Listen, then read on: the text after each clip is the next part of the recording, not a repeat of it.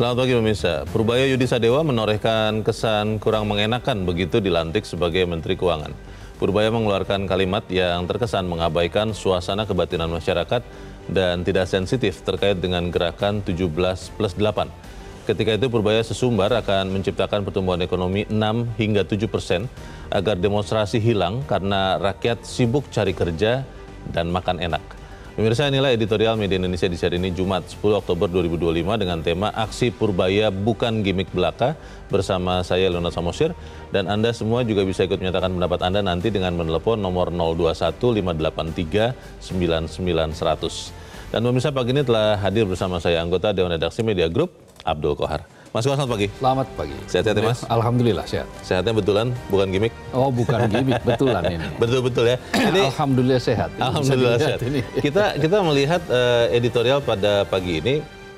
Ini saya ingin bertanya dulu Mas Kohar. Ini kan bukan kalimat tanya, bukan kalimat seru. Ya. Tidak ada tanda baca karena judul ya. Ya. Aksi Purbaya Bukan Gimik Belaka. Artinya adalah bahwa memang Purbaya ini tidak ada gimik, atau maksudnya apa editorial dengan memberi judul ini Mas Kohar? Iya, kita ingin meresonansikan, menggemakan harapan publik bahwa ada angin segar, ada beberapa langkah-langkah segar yang dilakukan oleh Menteri Keuangan Purbaya Yudi Sadewa. Oke. Meskipun sebagian masyarakat tentu mengkritisi langkah-langkah itu, mengkhawatirkan mereka. Nah, tetapi melihat dari beberapa kali yang dilakukan untuk mengikuti langkah-langkah itu, seperti misalnya melakukan sidak ke beberapa perbankan, ke Himbara, Bank Negara ya. maka publik bolehlah menaruh harapan bahwa apa yang dilakukan oleh Purbaya bukan gimmick, bahwa apa yang dilakukan Purbaya dengan ceplas-ceplosnya, dengan gaya koboi, Menteri Koboi, itu adalah natural dia, sesuatu yang asli lah, dari dia dan bukan dibuat-buat. Tentu itu masih harus dibuktikan hingga nanti di akhir tahun. Akan seperti apa beberapa angin segar yang sempat ditiupkan oleh Purbaya pada awal-awal kerjanya sebagai Menteri Keuangan. Seperti yang paling membetot perhatian adalah ketika menarik uang atau anggaran dana pemerintah di BI untuk disalurkan ke Himbara, Bank-bank negara. Bank-bank negara. 200 triliun. 200 triliun jumlahnya. Tentu publik bertanya-tanya, kok ada apa? Maksudnya untuk apa ya? Purbaya mengatakan bahwa ini untuk sebagai katalisator untuk mempercepat ya, semacam kayak pelumas bagi perekonomian kita. Tetapi kan ini kita tidak bisa instan. Tentu ini membutuhkan waktu, dan 3 bulan dari sejak dana itu digelontorkan ke Bank Himbara, baru akan mulai kelihatan mestinya. Oke. Pertanyaan besarnya kembali lagi kepada judul editorial ini Mas Kohar. Bukan gimmick ini kan artinya kita butuh pembuktian. Ya. Kalau Menteri Keuangan Purbaya saya ingat mengatakan tunggu 3 bulan, ekonomi akan cerah. Sempat tersebut angka 6%. 3 bulan itu kalau tidak salah kan November, November akhir, atau katakanlah akhir tahun. Ya, kita kasih grace period lah sebulan. Pertanyaannya, kalau kemudian ternyata di November atau Desember angka pertumbuhan itu tidak mencapai itu, atau malah jauh di bawahnya, apakah kemudian kita langsung mengatakan bahwa ternyata Purbaya hanya gimmick? Kita akan bahas itu Mas Kohar, dan pemirsa, nilai editorial Media Indonesia untuk hari ini Jumat 10 Oktober 2025. Aksi Purbaya Bukan Gimik Belaka.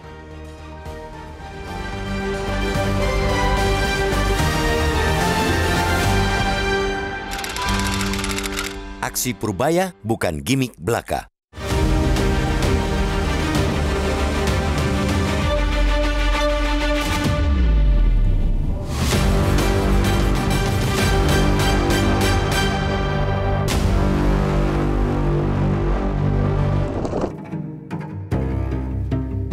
Purbaya Yudi Sadewa menorehkan kesan kurang mengenakan begitu dilantik sebagai Menteri Keuangan.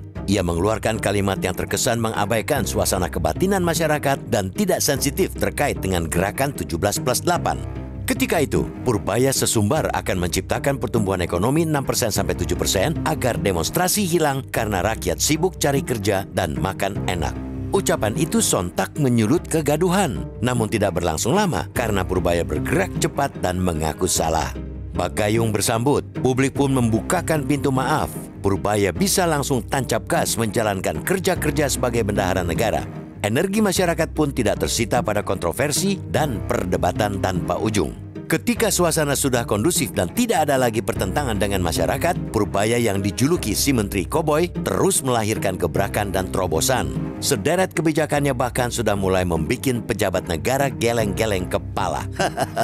Manuver pertamanya ialah menyuntikkan 200 triliun rupiah uang negara yang ada di Bank Indonesia ke Himpunan Bank Milik Negara, Himbara, untuk menambah likuiditas. Tujuannya adalah mendorong penyaluran kredit agar roda ekonomi kian kencang berputar dan sektor real kembali bergairah. Pada awal rencana penempatan dana, pihak perbankan sempat menyatakan keberatan dan mengaku hanya mampu menyerap 7 triliun rupiah. Namun, ia tetap teguh pada kebijakannya, seraya meminta pihak bank mencari sendiri cara untuk menyerap dana dari pemerintah.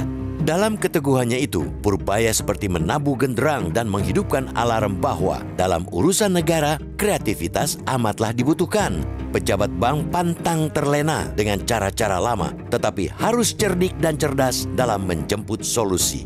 Akan tetapi, Purbaya rupanya tidak berdiam begitu saja dan membiarkan Himbara berjalan sendiri. Ia rajin belusukan berbalut inspeksi mendadak, sidak. Ada 2 bank milik negara yang sudah ia sambangi, yakni BNI pada Senin 29 September dan Bank Mandiri pada Senin 6 Oktober. Purbaya ingin memastikan penempatan uang negara berjalan optimal. Mantan Kepala Lembaga Simpan Pinjam LPS itu seolah mengirim pesan dirinya tidak asal membuat kebijakan. Sebaliknya, ia ingin terlibat merasakan sendiri denyut tantangan yang dihadapi dunia perbankan. Langkah Purbaya mengingatkan kita pada falsafah Ki Hajar Dewantara, Tutwuri Handayani. Ia membiarkan dunia perbankan berkreasi sendiri dalam melakukan penyerapan, seraya memberi dorongan dari belakang agar arah gerak mereka tetap terjaga di jalur yang benar. Publik kini mendapat kesan positif terhadap suksesor Sri Mulyani itu. Ia bukan hanya pembuat kebijakan, melainkan pengiring perjalanan. Sidak Purbaya tidak untuk menghakimi, melainkan hendak memberi ruang tumbuh kepada jajaran direksi Himbara. Sebagian publik ada yang menyaksikan gebrakan Purbaya itu. Mereka melihat sang menteri sekadar menggebrak tanpa lebih dulu menyelami duduk persoalan seretnya pemberian kredit di perbankan. Mereka yang mengkritik itu pun meminta Purbaya tidak meneruskan langkahnya itu. Lagi-lagi, Purbaya bergeming. Ia akan terus melakukan pemantauan terhadap penyaluran dana ke Himbara. Saat tinjauan ke Himbara itu, Purbaya menyebut bahwa perbankan justru ingin digerojok dana lagi. Publik yang semula apatis kini mulai menaruh harapan terhadap Purbaya dalam mendongkrak pertumbuhan ekonomi. Namun, jawaban sesungguhnya akan terlihat setidaknya akhir tahun ini. Publik sangat berharap terobosan Purbaya bukan gimik belaka. Si Menteri Koboi harus menjadi pemimpin tulen, tahu kapan waktunya menembak dan kapan saatnya menuntun. Publik butuh efek nyata, alih-alih sekadar efek kejut.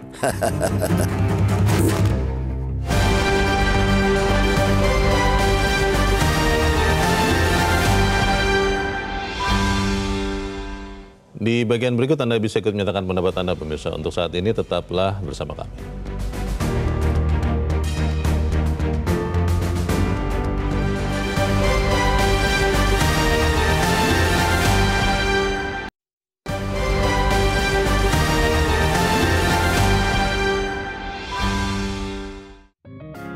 Media Indonesia mengajak Anda untuk mengakses fitur premium e-paper.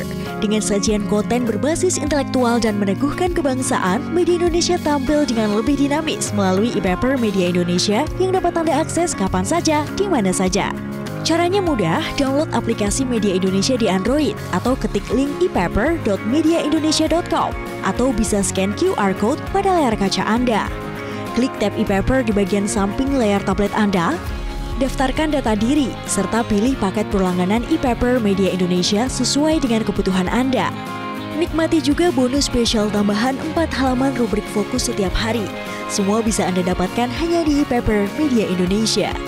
Untuk informasi lebih lanjut, hubungi customer service di nomor 0811 1201 2018 atau kunjungi media sosial @Media Indonesia. Media Indonesia, referensi bangsa. Terima kasih Anda masih bersama kami pemirsa, dan sekarang kita akan mendengarkan dulu ya Mas Kohar sebelum kita lanjutkan. Pemirsa sudah tersambung dengan kita dari Curup Bengkulu, ada Pak Edward. Pak Edward, selamat pagi. Selamat pagi Bung Leonard, selamat pagi Bung Kohar, selamat pagi Indonesia. Selamat pagi Pak Edward. Bagaimana Pak pendapat Anda Pak? Silakan Pak. Jadi kita melihat Menteri Keuangan yang sekarang ini, ya judulnya sangat tepat nih, jangan cuma gimmick. Saya terkesan dengan satu, bahwa jangan lagi melaksanakan proses kredit yang dilakukan oleh bank-bank pemerintah Himbara ini yang konvensional. Sekarang eranya sudah sangat maju. Saya bandingkan bahwa pinjol-pinjol itu bisa tumbuh subur, padahal bunganya 10 kali lipat daripada yang diberikan oleh pemerintah KUR gitu. KUR 0,25%, pinjol itu 2,5%. Berarti mereka bisa tumbuh subur. Pengelolaannya bagaimana? Nah itu para pimpinan Himbara di drop uang 200 triliun menolak. Kenapa? Ya jangan lagi bekerja secara konvensional. Kreatif, bagaimana caranya? Karena ada aturan di mana uang banyak beredar, di situ ekonomi akan bergerak. Itu mungkin yang bisa pakai itu, satu. Kedua, saya terkesan dengan apa yang disampaikan oleh Pak Menteri Keuangan ini di saat rapat dengar pendapat dengan DPR. Bagaimana kita akan membayar utang 1.300 triliun? Jawabannya sangat santai. Korupsi 3.000 triliun aja bisa, kenapa bayar utang 1.300? Logikanya masuk, saya bilang inilah. Nah kita perlu orang-orang yang begini. Nah beri dukungan kepada mereka, langkah-langkahnya dia sambil memberikan keputusan, dan dia giring ini dengan memberikan pengarahan-pengarahan. Ini tantangan bagi pimpinan bank supaya berpikir kreatif dan inovatif. Agar bagaimana ekonomi kita bisa bangkit. Ini gambaran, kita perlu sosok-sosok yang begini dan didukung. Mudah-mudahanlah apa yang dicita-citakan, didoakan bersama, dilakukan bersama akan berhasil dengan baik. Oke. Terima kasih Pak Edward di Curup Bengkulu untuk pendapat Anda. Selamat pagi Pak. Dukunglah, dan tadi dikatakan Pak Edward, Mas Kohar, harus jangan konvensional, harus kreatif. Tapi yang dicontohkan pinjol, saya tidak sempat bertanya ke Pak Edward karena pinjol itu malah sekarang tagihannya kan luar biasa besar. Betul. Karena orang terlalu mudah untuk ambil, makanya kemudian ganti nama jadi Pindar yang legalnya. Ini bagaimana Mas? Ya begini, karena segala sesuatu yang mudah pasti di belakangnya juga ada sesuatu yang nanti jangka panjangnya itu agak sulit. Kenapa kemudian Pindar atau pinjol ini menjadi diminati? Karena menawarkan kemudahan, menawarkan berbagai kemudahan meskipun dengan bunga yang lebih tinggi. Sebetulnya yang minjam itu tidak layak kan? Ya beberapa yang tidak layak tetap saja bisa diberikan. Ada bahkan yang promosi tidak perlu Anda BI checking dan seterusnya. Dan ini kan sebetulnya dari awal kan berarti sudah kelihatan. Ada beberapa yang memang mencoba untuk menawarkan kemudahan, tetapi sebetulnya pada jangka panjang akan menjerat. Nah tentu perbankan tidak boleh dan tidak bisa melakukan itu karena mereka harus prudent juga. Kehati-hatian, prinsip kehati-hatian harus dijaga. Tetapi kehati-hatian itu tidak berarti mencekik gitu, atau tidak berarti menutup keran. Nah karena itulah pemindahan dana dari BI ke Bank Himbara mestinya itu bisa menstimulasi ekonomi yang sedang menuju pada situasi yang tidak menentu itu. Terkait hal ini, 200 triliun ini Mas Kohar, ada sekian dan data mengatakan bahwa di perbankan nasional itu ada undisbursed loan, ada kredit yang sudah disetujui bank, tapi belum ditarik juga, dicairkan juga. Sampai saat kita bicara ini mungkin lebih dari 2.000 triliun, itu 10 kali lipat dari 200. Katanya karena keyakinan kepada masa depan itu masih rendah. Sehingga pengusaha atau siapapun yang mau ambil kredit tidak berani tuh cairin karena takut nanti gagal bayar asetnya disita. Bagaimana? Ya, itu memang ada hubungannya ya dengan tingkat keyakinan. Sekarang begini saja, itu keyakinan dari mereka yang akan berusaha. Indeks keyakinan konsumen kita kan turun. Di bulan September itu kan turun. Itu masyarakat umum tuh ya? Secara umum. Bukan hanya pengusaha ya maksudnya? Bukan hanya pengusaha, masyarakat umum turun, dipotret turun. Kalau indeks keyakinan konsumen itu turun, maka otomatis orang mau berusaha juga mau hati-hati kan. Jangan-jangan nanti jangan-jangan gitu. Artinya jangan-jangan nanti nggak bisa bayar kredit, nggak bisa aset disita, perusahaan bangkrut dan seterusnya dan seterusnya, karena ketidakpastian yang tinggi. Tetapi pemerintah menyatakan begini bahwa sebetulnya apa yang terjadi di bulan September itu adalah ada sentimen dari apa yang terjadi di akhir Agustus, yaitu ada peristiwa unjuk rasa besar itu dan sebagainya, bahwa itu kemudian menjadi pemicu. Ya, semua orang mengakui bahwa itu menjadi pemicu. Tetapi yang paling penting sekarang prinsipnya adalah bagaimana iklim usaha itu diciptakan, stimulasi ini betul-betul diberikan, optimisme itu dibangun. Karena begini, sebagian keberhasilan dari proses ekonomi itu dipicu oleh hal-hal yang bersifat psikologis. Hal-hal keyakinan, sentimen positif. Perasaan-perasaan nah, itu membangun sentimen positif itu menjadi penting ketika ekonomi sedang down. Nah, dengan sentimen positif maka ya itulah yang akan terjadi. Jadi apa yang terjadi itu sesuai dengan apa yang diprasangkakan. Ketika prasangkanya negatif, buruk, ya tentu saja itu yang akan terjadi. Ada yang pernah mengatakan seperti ini, Mas Kohar. We are not only talk the talk, but we are walk the talk. Pertanyaannya, apakah walk the talk ini akan bisa dilakukan Menteri Keuangan? Kita bahas di bagian berikut. Pemirsa tetap bersama kami, Editorial Media Indonesia segera kembali.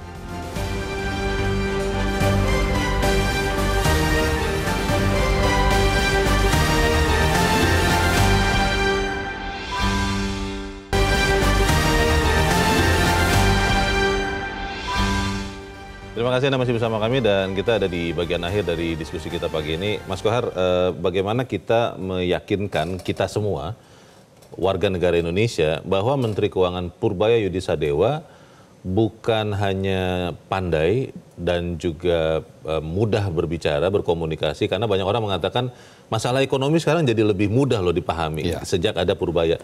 Tapi juga benar-benar melakukan apa yang dikatakannya. Maksudnya misalnya pertumbuhan itu ya bisa sampai 5 atau 6% seperti yang diperjanjikannya? Ya paling tidak 5,2% sesuai target kan. Itu kan yang diharapkan. Pemerintah. Ditargetkan oleh pemerintah untuk tahun ini 5,2%. Tahun depan juga kemungkinan di angka 5,2 sampai 5,5 kan. Nah, bisa mempertahankan itu saja sudah bagus. Nah, bagaimana bisa sampai di situ? Maka tentu apa yang disampaikan oleh Purbaya harus firm. Dia tidak bisa dan tidak boleh sekadar gimmick, tidak boleh sekadar bicara, tetapi kemudian menganggap semuanya enteng. Kan sampai ada kemudian anggota dewan yang mengatakan sok jago dan seterusnya. Jadi akhirnya terjadi perdebatan-perdebatan yang barangkali tidak terlalu perlu untuk urusan ekonomi kita, karena perjalanan perekonomian kita sekarang tidak mudah. Kita menghadapi tantangan-tantangan yang sangat besar. Persoalan-persoalan tarif, persoalan-persoalan yang terkait dengan hubungan antar negara, ini sekarang juga sedang lesu. Uni Eropa sedang lesu, di belahan dunia yang lain juga sedang lesu. Di beberapa dunia sedang tumbuh, tetapi lebih banyak yang mengalami kelesuan secara ekonomi. Harga komoditas turun. Harga komoditas turun, padahal komoditas itu adalah unggulan kita kan. Betul. Nah selama ini kan kita mendrive ekonomi kita selain konsumsi adalah ekonomi yang bersifat ekstraktif. Iya benar. Nah ini jangka panjang ekonomi yang bersifat ekstraktif ini kan membunuh. Sudah berkali-kali dijelaskan tentang bahaya ekonomi ekstraktif, tetapi ternyata kita belum bisa keluar dari kemelut itu. Kan? Nah ini yang harus dicari caranya. Bagaimana menggerakkan sektor-sektor real yang lain itu bisa menjadi kenyataan. 200 triliun yang diambil dari Bank Indonesia kemudian ditaruh di bank himbara untuk disalurkan kembali kepada sektor real itu harus betul-betul nyata. Karena itu harus diperiksa, harus dilihat, harus diawasi dari waktu ke waktu. Harus dilihat bahwa ini ada cara yang paling tepat. Salurkan ke misalnya UMKM kita Mas Kohar, banyak. Kritik itu kan perlu ya. Bagaimana kemudian kita bisa meyakinkan pemerintah, Menteri Keuangan, bahwa yang mengkritiknya itu juga tidak 100% salah dan juga tidak 100% benar, tapi bisa menjadi kombinasi yang baik untuk kebijakan publiknya. Iya, begini, bahaya sebuah kebijakan kalau tanpa kritik, maka ketika dia salah itu akan runtuh semua pondasi. Fatal ya? Fatal. karena dia dibangun atas fondasi yang salah. Ibarat kata membangun gedung yang fondasinya menceng. Ketika orang mengatakan, semua mengatakan enggak kok, enggak menceng, lurus kok itu. Nah, tapi akhirnya ketika sudah bangunan itu jadi ternyata menceng, mencong, gitu, sehingga potensial untuk rubuh, kan bahaya. Membahayakan mereka yang mendiami gedung itu. Atau kata lainnya jangan sampai masuk jurang sama-sama begitu ya? Nah, sama seperti itu kira-kira. Nah, dengan cara seperti itu berarti harus ada yang mengingatkan, harus ada yang men-challenge. Nah, siapa yang men-challenge? Ya mereka para ahli. Jangan mereka yang men-challenge kemudian dianggap wah ini karena sirik dan seterusnya. Jangan alergi kepada kritik ya? Jangan alergi kepada kritik dan jangan menganggap semua kritik itu bagian dari permusuhan. Nah, karena menganggap semua kritik itu bagian dari permusuhan nanti bisa berbahaya. Karena kritik, substansi dari kritik itu adalah untuk mengingatkan bahwa ada sesuatu loh, ada sesuatu yang potensial untuk menjadi bahaya. Tetapi juga jangan terlalu takut untuk mencoba. Nah, apa yang dilakukan oleh Menteri Keuangan Purbaya ini, dia ingin menghilangkan image bahwa pejabat itu takut untuk membuat terobosan. Nah, karena itu dia mencoba dengan sebuah angin segar, terobosan. Tetapi publik tentu berharap bahwa dia bukan sekadar efek kejut, tetapi dia betul-betul real, dia betul-betul nyata. Terobosan-terobosan itu dirasakan, dan nanti faktanya di akhir tahun kita akan melihat seperti apa progresnya. Kita harapkan itu yang akan tercapai dan aksi Purbaya benar, bukan gimmick belaka. Mas Abdul Qadir, terima kasih sudah hadir di tempat ini. Selamat pagi, Mas. Selamat pagi, Bung Leo. Pemirsa, publik yang semula apatis kini mulai menaruh harapan terhadap Purbaya dalam mendongkrak pertumbuhan ekonomi. Tapi jawaban sesungguhnya akan terlihat setidak-tidaknya akhir tahun. Publik sangat berharap terobosan Purbaya bukan gimmick belaka agar Menteri Koboi ini harus menjadi pemimpin tulen. Saya Leonard Samusi berterima kasih Anda sudah menyimak editorial Media Indonesia pagi ini. Terus jaga kesehatan Anda, terus jaga nurani Anda. Selamat pagi, sampai jumpa.